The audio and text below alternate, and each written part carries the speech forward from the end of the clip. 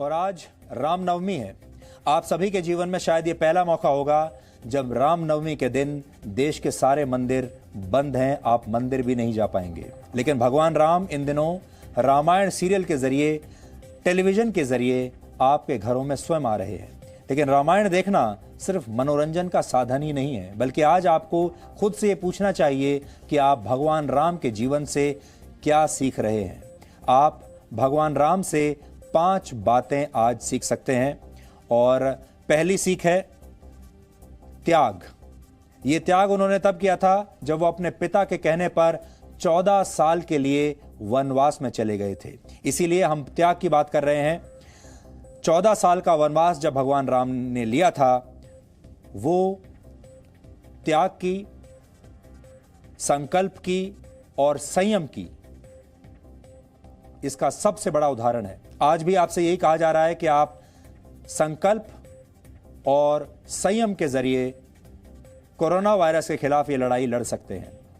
श्री राम का 14 साल का वनवास आपको संकल्प और संयम सिखाता है। आपको ये बताता है कि आप जब त्याग करेंगे, और आज आपको त्याग करना है अपने परिवार, अपने समाज और अपने देश के लिए। वो तो 14 साल के लिए गए थे, आपको सिर्फ 21 दिन का लॉकडाउन झेलना है। इसके बाद जो अगला पॉइंट आप उनसे सीख सकते हैं, उन्होंने राजपाट छोड़कर जंगल में एक दरिद्र का जीवन बिताया और कम से कम संसाधनों में अपना गुजारा किया। यानी उन्होंने मिनिमलिज्म को अपनाया। यानी आप अपने जीवन में कम से कम भौतिक वस्तुओं को रखिए और अपने आप को इस प्रकार से मानसिक रूप से तैयार करके रखिए कि आपको कभी भी अपने जीवन में ऐसा बदलाव देखने को मिल सकता है जब आप राजा ना रहें, जब आप महलों में ना रहें, बल्कि वनवास में, जंगलों में भटक रहे हों। भगवान राम ने असुरों और बुराइयों का संहार किया। यानी वो अधर्म के विनाश को ही अपना धर्म मानते रहे, और आज आपको भी वही करना है।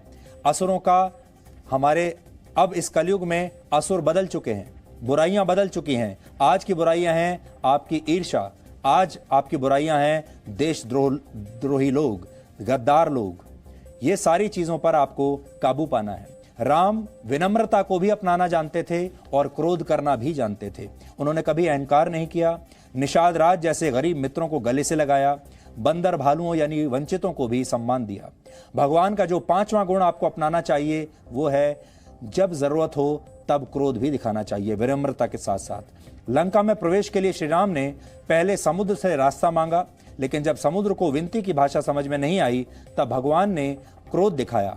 जब श्री राम ने समुद्र को सुखा देने की चेतावनी दी, तब जाकर समुद्र ने पुल बनाने का अवसर दिया, यानी अपनी लहरों को शांत कर दिया। यानी भगवान हमें सिखाते हैं कि क्रोध को कारगर बनाने के लिए जरूरी है कि पहले आप विनम्रता दिखाएं और उसके बाद आपको अपना क्रोध भी कभी कभी दिखा देना चाहिए।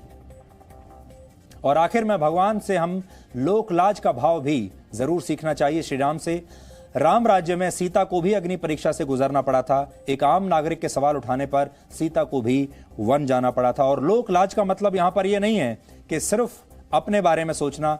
लोक लाज का मतलब यहां पर यह है समाज के बारे में, देश के बारे में और विश्व के बारे में आपको सोचना चाहिए।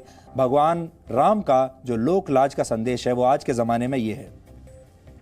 इसलिए मैं आपको फिर से बताता हूं, 14 वर्ष का वनवास, आपको सिर्फ 21 दिन का वनवास मिला है।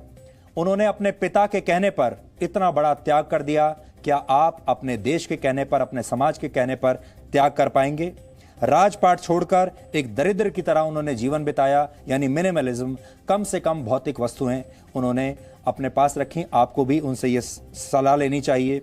बुराई का संहार, अपने आसपास बुराई को ढूंढिए। कलयुग की कौन कौन सी बुराइयां हैं जो आपके मन में है, मस्तिष्क में है, दिल में है और आपके आसपास हैं, उन बुराइयों का संहार कीजिए और पहले विनम्रता का साथ दीजिए। विनम्र बने रहिए और अगर विनम्रता से काम ना चले तो फिर क्रोध भी दिखाना आवश्यक है।